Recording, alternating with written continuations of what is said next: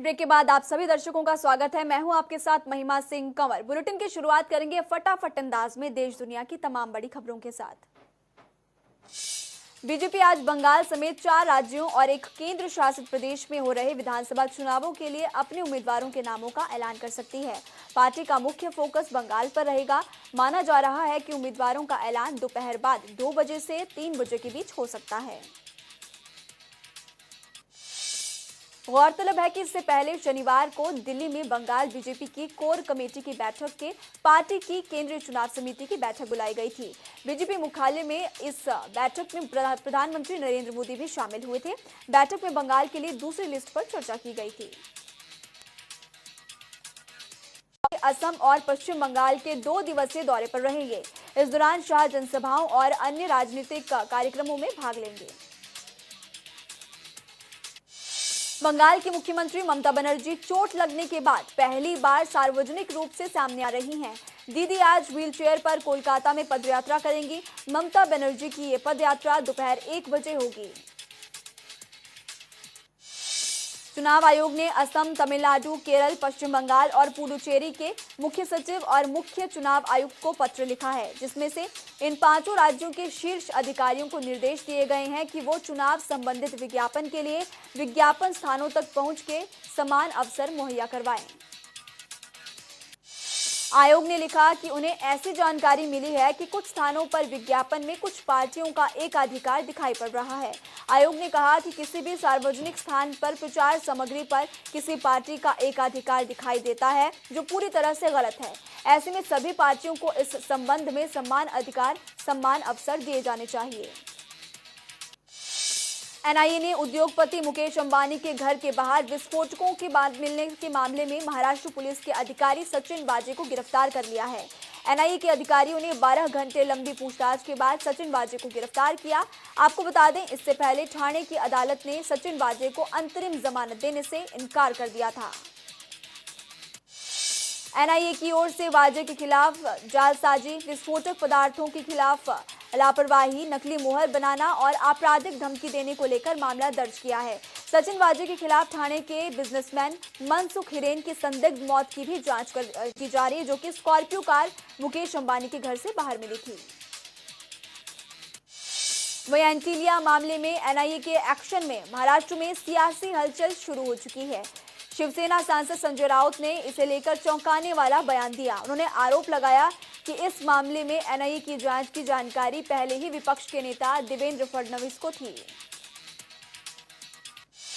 इस बीच संजय राउत ने अपने लेख में लिखा कि इस जांच में एनआईए क्यों इसलिए दी गई है ताकि राज्य सरकार पर दबाव बनाया जा सके। उन्होंने लिखा कि केंद्रीय जांच एजेंसियों का इस्तेमाल राज्य सरकार पर दबाव बनाने के लिए किया जा रहा है।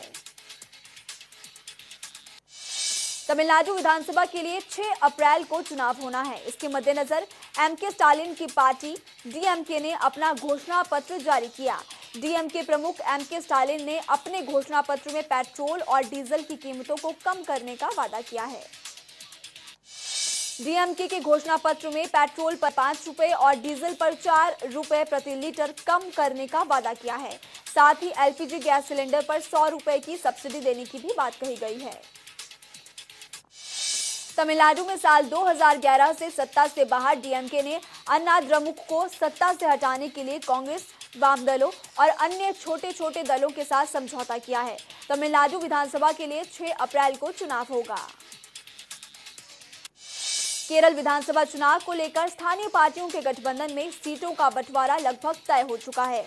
दरअसल बीजेपी के केरल प्रमुख के सुरेंद्रजन ने कहा कि राज्य में आने वाले विधानसभा चुनावों के लिए पार्टी 115 सीटों पर चुनाव लड़ेगी और उसके सहयोगी पार्टियां बाकी 25 सीटों पर चुनाव लड़ेगी। वहीं पिछले दिनों बीजेपी में शामिल होने वाले मेट्रो मैन ई श्रीधरन की उम्मीदवारी को लेकर सुरेंद्रन ने बताया कि प्रत्याशियों पर फैसला लेने वाली टीम के सामने उनकी उम्मीदवारी का प्रस्ताव रखा गया है। उन्होंने कहा कि ऐसे में ई श्रीधरन पलक्कड़ से चुनाव लड़ सकते हैं। बांग्लादेश में अपनी आजादी की 50वीं वर्षगांठ मनाने जा रहा है। इस दौरान होने वाले जश्न में शामिल होने के लिए प्रधानमंत्री नरेंद्र मोदी ढाका जाएंगे। पीएम मोदी बांग्लादेश की आजादी के स्वर्ण जयंती समारोह के साथ ही शेख मुजीबुर रहमान के साथ जन्म शताब्दी समारोह में भी शामिल होंगे। 17 मार्च से 27 मार्च तक चलने वाले इस जश्न में प्रधानमंत्री नरेंद्र मोदी के साथ नेपाल, श्रीलंका और मालदीव के राष्ट्रपति भी शामिल होंगे। इस दौरान द्विपक्षीय मुद्दों पर बातचीत भी की जाएगी। प्रधानमंत्री नरेंद्र मोदी कार्यक्रम में शामिल होने के लिए 26 से 27 मार्च को बांग्लादेश में मौजूद रहेंगे। वहीं चारों देशों के शासनाध्यक्ष इस दौरान भाषण भी देंगे, जिसकी लाइव स्ट्रीमिंग की जाएगी। बंगाल के सियासी घमासान में अब किसान आंदोलन की एंट्री हो चुकी है। दरअसल भारतीय किसान यूनियन के नेता राकेश टिकैत शनिवार को बंगाल पहुंचे और कोलकाता के भवानीपुरा में आयोजित किसान महापंचायत में शामिल हुए। कृषि कानूनों के खिलाफ आंदोलन कर रहे किसान टिकरी बॉर्डर पर पक्के आशियाने बना रहे हैं ताकि आंधी और बारिश में किसी तरह का कोई नुकसान ना हो। वहीं किसानों का कहना है कि जब तक उनकी मांगे पूरी नहीं होगी तब तक आंदोलन स्थल पर वो इसी तरह से जारी रहेंगे। कृषि कानूनों के खिलाफ किसानों का आंदोलन 108वें दिन भी जारी है। किसानों की मांग, सरकार तीनों कृषि कानूनों को रद्द करे और एमएसपी पर कानून बनाए। कृषि कानूनों का विरोध कर रहे किसान सरकार पर दबाव बनाने के लिए तरह तरह के रुख अख्तियार कर रहे हैं। इस कड़ी में बीकेयू के आह्वान पर किसान 15 मार्च को महंगाई के खिलाफ सरकार विरोधी दिवस मनाएंगे।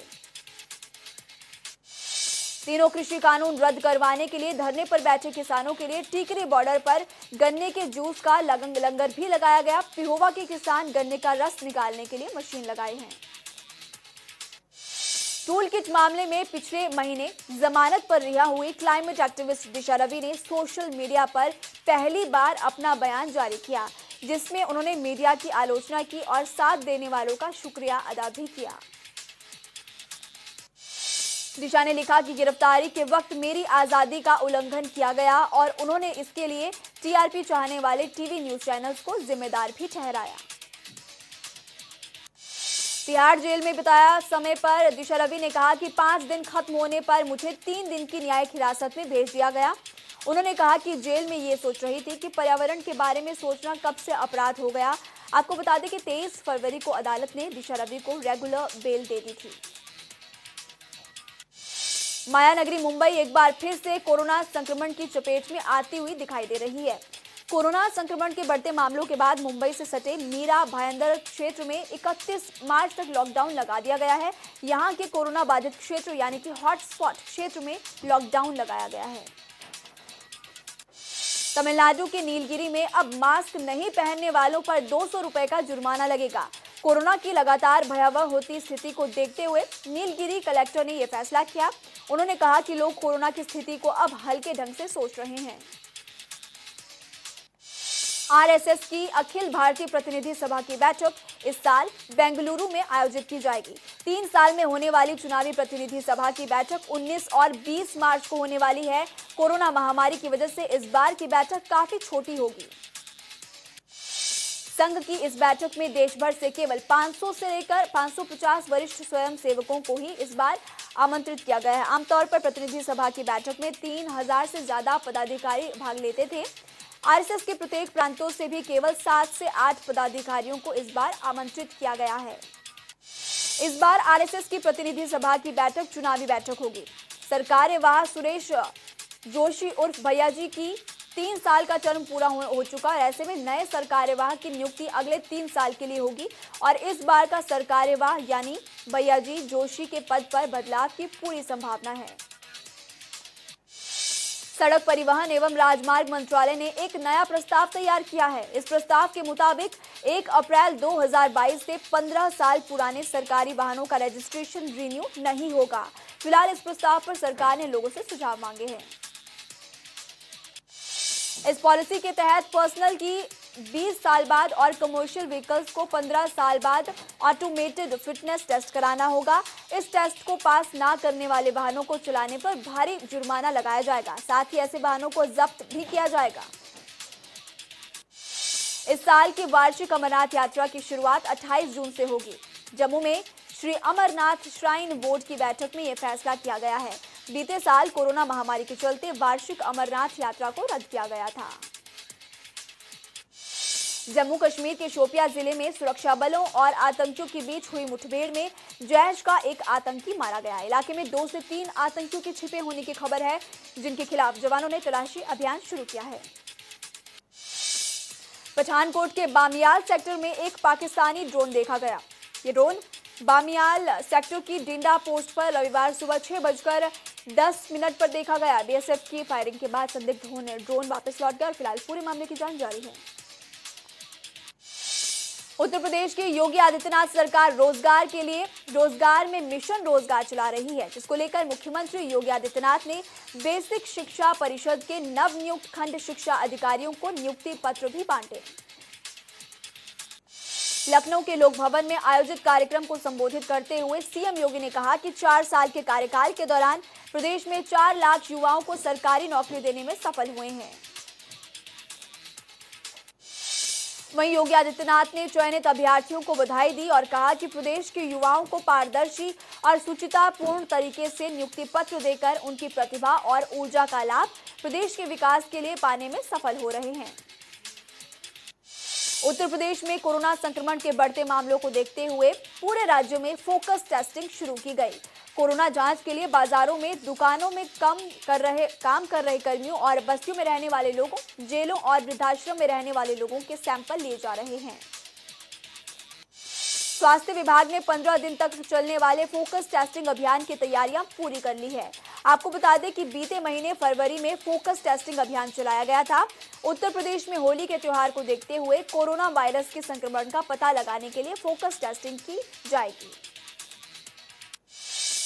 साइकिल रैली के दौरान बदायूं पहुंचे सपा सुप्रीमो अखिलेश यादव का सपा कार्यकर्ताओं ने जोरदार स्वागत किया। बदायूं में पूर्व मुख्यमंत्री अखिलेश यादव ने सपा के नेताओं और कार्यकर्ताओं से मुलाकात की। वहीं बदायूं के बाद अखिलेश यादव कासगंज पहुंचे। इस दौरान कार्यकर्ताओं ने अखिलेश यादव और केशव देव मौर्य के पक्ष में नारेबाजी भी की। संभल में जहरीले शराब पीने से 2 लोगों की मौत हो गई, जबकि 3 की हालत गंभीर बताई जा रही है। हालांकि पुलिस के मुताबिक ग्रामीणों की मौत भांग के सेवन की वजह से हुई। वहीं घटना के बाद पुलिस ने दोनों मृतकों के शवों को पोस्टमार्टम के लिए भेजकर मामले की जांच शुरू कर दी है। कानपुर में सजेती गैंगरेप मामले में पुलिस ने तीसरे आरोपी को गिरफ्तार कर लिया है। आपको बता दें, तीसरे आरोपी ने ही पीड़िता के पिता को जान से मारने की धमकी दी थी। गैंगरेप के तीनों आरोपी गिरफ्तार कर जेल भेज दिए जा चुके हैं। बुलंदशहर में मामूली कहासुनी को लेकर 5 से ज्यादा आरोपियों ने 2 युवकों की पिटाई की। इसका विरोध करने पर हवाई फायरिंग भी की गई। पुलिस ने मामले में पीड़ित युवकों की तहरीर पर 6 लोगों के खिलाफ मामला दर्ज कर लिया है। घटना का वीडियो भी सोशल मीडिया पर जमकर वायरल हो रहा है। महोबा में शोहदे से परेशान छात्रा ने राहगीरों की मदद से पकड़कर बीच सड़क पर चप्पलों से पिटाई कर मजनू पर चढ़े आशिकी के भूत को उतार दिया। छात्रा द्वारा की जा रही मजनू की पिटाई देखकर राहगीरों ने भी पुलिस की मौजूदगी में शोहदे की जमकर पिटाई की। कानपुर के नौबस्ता क्षेत्र में लोगों ने एक युवक की जमकर पिटाई की। युवक पर चोरी का आरोप लगाकर उसकी पिटाई की गई, जिसका वीडियो सामने भी आया है। अमेरिकी कटारी गांव में पुलिस के मिलीभगत से दबंगों ने पीड़ित के घर के सामने दीवार खड़ी कर दी। पीड़ित के खिलाफ मुकदमा दर्ज कर से नाराज सैकड़ों ग्रामीणों ने मिलकर दीवार गिरा दी। मौके पर पहुंची पुलिस ने केस दर्ज कर मामले की जांच शुरू की। एपीएमसी कानून में संशोधन के मुद्दे पर विधानसभा ने विधायकों की कमेटी गठित की है। दरअसल राज्यपाल के अभिभाषण पर सीएम मनोहर लाल ने सदन में कमेटी बनाने की घोषणा की थी। इस कमेटी में विधायक किरण चौधरी, अभय सिंह यादव, रामकुमार गौतम, भरत भूषण बत्रा, सुधीर कुमार सिंगला सदस्य नामित किए गए हैं। बजट सत्र के दौरान ही ये कमेटी सुझाव देगी। आपको बता दें कि एपीएमसी एक्ट के सेक्शन 8A के सब सेक्शन 7 और सेक्शन 42 में संशोधन हो सकता है। मुख्यमंत्री मनोहर लाल ने पंचकुला के सेक्टर 1 में बने राजकीय महाविद्यालय ऑडिटोरियम में चित्र प्रदर्शनी का आयोजन किया। इस मौके पर केंद्रीय राज्य मंत्री रतनलाल कटारिया और हरियाणा के राज्य मंत्री संदीप सिंह भी मौजूद रहे। इससे पहले मुख्यमंत्री मनोहर लाल ने अमृत महोत्सव के तहत साइकिल रैली को हरी झंडी दिखाकर रवाना किया। साइकिल रैली में करीब 150 की बच्चों ने हिस्सा लिया और रैली राजकीय महाविद्यालय सेक्टर 1 से शुरू होकर ताऊ देवीलाल खेल स्टेडियम में खत्म हुई। 5 दिवसीय चित्र प्रदर्शनी के दौरान प्रतिदिन विभिन्न प्रतियोगिताओं और सांस्कृतिक कार्यक्रम आयोजित किए जाएंगे। प्रदर्शनी सुबह 10 बजे से शाम 5 बजे तक दर्शकों के लिए खुली रहेगी। प्रदर्शनी में भारत की आजादी के लिए संघर्ष करने वाले नेताओं जैसे कि सुभाष चंद्र बोस, सरदार वल्लभ भाई पटेल, महात्मा गांधी और अन्य स्वतंत्रता संग्राम सेनानियों की जीवन यात्रा, जीवन गाथा को चित्रों के माध्यम से दर्शाया गया है। करणी सेना के राष्ट्रीय अध्यक्ष सूरजपाल सिंह अमू के बड़े बेटे अनिरुद्ध राघव के निधन पर गृह मंत्री अनिल विज ने शोक जताया। अनिल विज ने सूरज सिंह अमू से मिलते ही भावुक होकर वो रो पड़े। अमू को सांत्वना देने आए विज इतने भावुक हो गए कि वो करीब 5 मिनट तक उनसे लिपटकर रोते रहे। इस मौके पर अनिल विज ने कहा कि अम्मू के बेटे की क्षतिपूर्ति नहीं हो सकती और उन्होंने अम्मू और उनके परिवार वालों को इस दुख की घड़ी में धीरज से काम करने की बात कही। रेवाड़ी के गांव बोलनी में एक कार्यक्रम में शिरकत करने पहुंचे सहकारिता मंत्री डॉक्टर बनवारी लाल ने बजट को लेकर प्रतिक्रिया दी और कहा कि मुख्यमंत्री मनोहर लाल की ओर से पेश किए गए बजट में हर वर्ग का ध्यान रखा गया है, जिसमें स्वास्थ्य और कृषि पर विशेष रूप से ध्यान दिया गया है।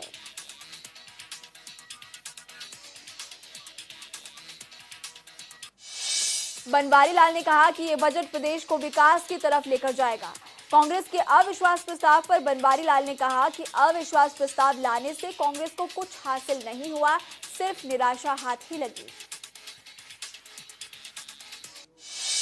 अंतर्राष्ट्रीय महिला दिवस के दिन महिलाओं से ट्रैक्टर खिंचवाने के मामले में हरियाणा महिला आयोग ने भूपेंद्र सिंह हुड्डा को नोटिस भेजा है।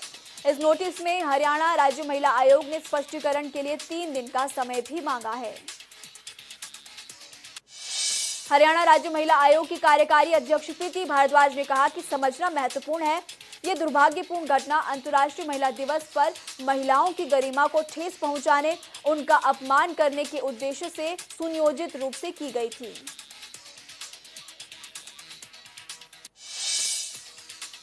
करनाल के निसिंग में विधायक धर्मपाल गोंदर का कार्यक्रम किसानों के विरोध के चलते रद्द करना पड़ा। दरअसल किसानों ने इकट्ठा होकर विधायक के खिलाफ रोष प्रदर्शन किया। आपको बता दें कि बीकेयू ने किसानों का समर्थन नहीं करने वाले नेताओं का बहिष्कार करने का ऐलान कर रखा है। कोरोना महामारी को लेकर यमुनानगर में डीसी, एसपी, निगम के पार्षदों और कई समाजसेवी संस्थाओं की एक बैठक हुई, जिसका मकसद पूरे शहर की जनता को कोरोना को लेकर जो घर घर जाकर जागरूक करना था। सोनीपत में प्रॉपर्टी टैक्स जमा न करने वाले डिफॉल्टरों पर शिकंजा कसने का काम शुरू हो चुका है। नगर निगम टैक्स न देने वाले डिफॉल्टर्स की प्रॉपर्टी सील करने की तैयारी में है। इसके चलते निगम ने 5 टीमों का गठन भी किया है। दरअसल सोनीपत में 500 से ज्यादा लोगों पर करीब 5 करोड़ से ज्यादा का प्रॉपर्टी टैक्स बकाया है, लेकिन बार बार नोटिस भेजने के बाद भी उन्होंने अपना टैक्स जमा नहीं करवाया, जिसके बाद अब नगर निगम एक्शन के मूड में नजर आ रहा है। डिफॉल्टरों को नगर निगम की ओर से नोटिस जारी कर दिया गया है और प्रॉपर्टी सील करने के लिए 5 टीमें गठित की गई है। अगले हफ्ते में प्रॉपर्टी सील करने का काम भी शुरू कर दिया जाएगा। खरौंडा में सरकारी धान लेकर चावल नहीं लौटाने वाले डिफॉल्टर्स मिल मालिकों पर खाद्य एवं आपूर्ति विभाग ने शिकंजा कसना शुरू कर दिया है। विभाग के अधिकारी कार्रवाई के लिए जय हनुमान राइस मिल और एसएसजी फूड्स की नीलामी करवाने के लिए पहुंचे। हालांकि कोर्ट का स्टे होने के कारण एक मिल की नीलामी नहीं हो सकी, जबकि दूसरी मिल का कोई खरीदार नहीं मिला। दोनों राइस मिल से करीब 36 करोड़ 50 लाख रुपए वसूले जाने हैं। फरीदाबाद में बारिश के साथ तेज हवाओं की वजह से गेहूं की खड़ी फसल को भारी नुकसान हो गया है। खेतों में खड़ी फसल तेज हवा होने की वजह से गिर गई, जिसके कारण किसानों की मेहनत पर पानी फिर गया। किसानों का कहना है कि उन्होंने महंगे खाद और बीज खरीदकर फसल को बोया था, लेकिन अब कुदरत की मार उन पर ऐसी पड़ी है कि वो चिंतित है। ऐसे में किसानों की मांग है कि सरकार उन्हें खराब हुई फसल के एवज में मदद करे।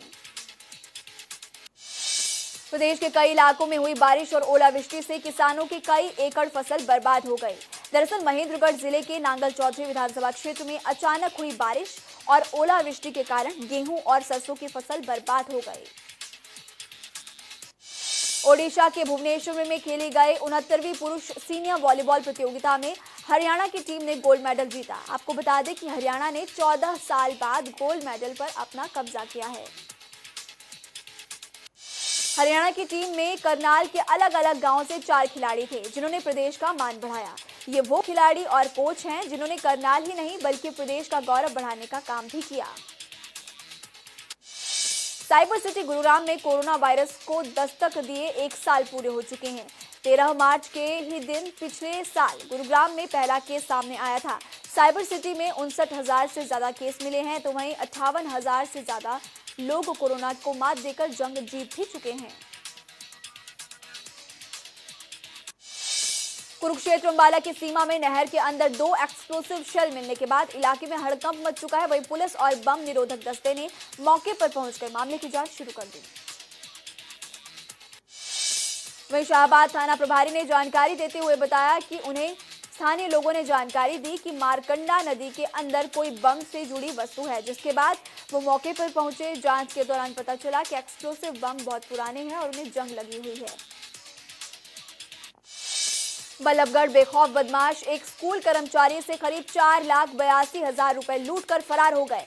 बाइक सवार अज्ञात बदमाशों ने कर्मचारियों की आंख में लाल मिर्च डालकर लूट की वारदात को अंजाम दिया। वहीं पूरे मामले में पुलिस ने मामला दर्ज कर जांच शुरू कर दी है। फरीदाबाद में 75 साल की बुजुर्ग महिला ने अपने बेटे और बहू पर मारपीट के आरोप लगाए। बुजुर्ग महिला का कहना है कि बेटा और बहू प्रॉपर्टी को लेकर पिछले कई दिनों से उसे प्रताड़ित कर रहे थे। वहीं पुलिस की तरफ से मामले में कार्रवाई नहीं होने पर बुजुर्ग ने कोर्ट का रुख किया।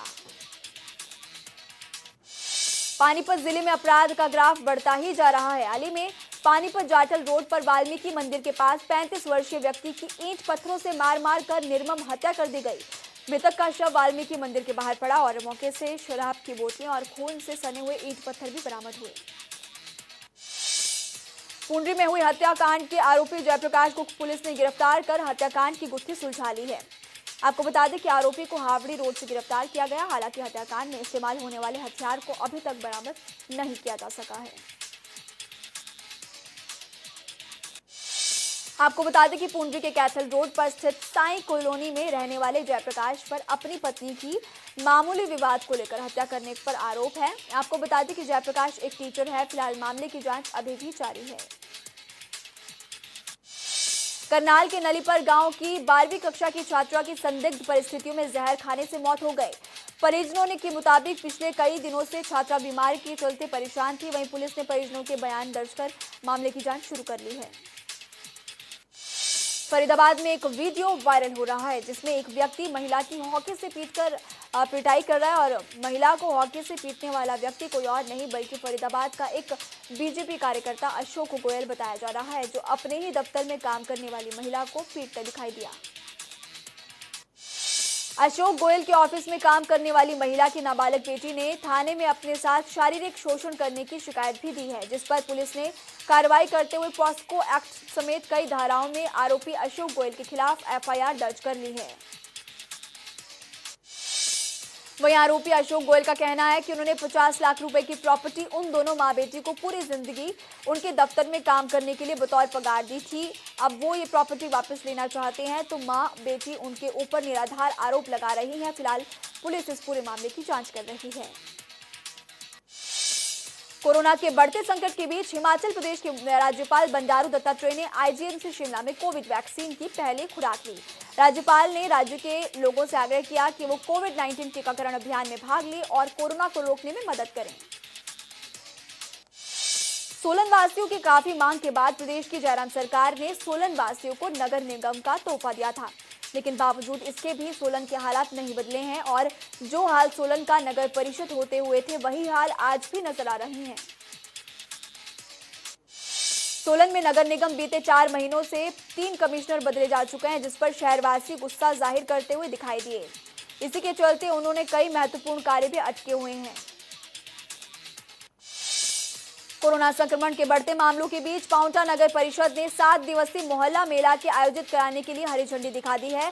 हालांकि पांवटा व्यापार मंडल के कुछ लोग मेला आयोजन के पक्ष में हैं, लेकिन व्यापार मंडल के अधिकतर सदस्य मेला आयोजन के पक्ष में नहीं हैं।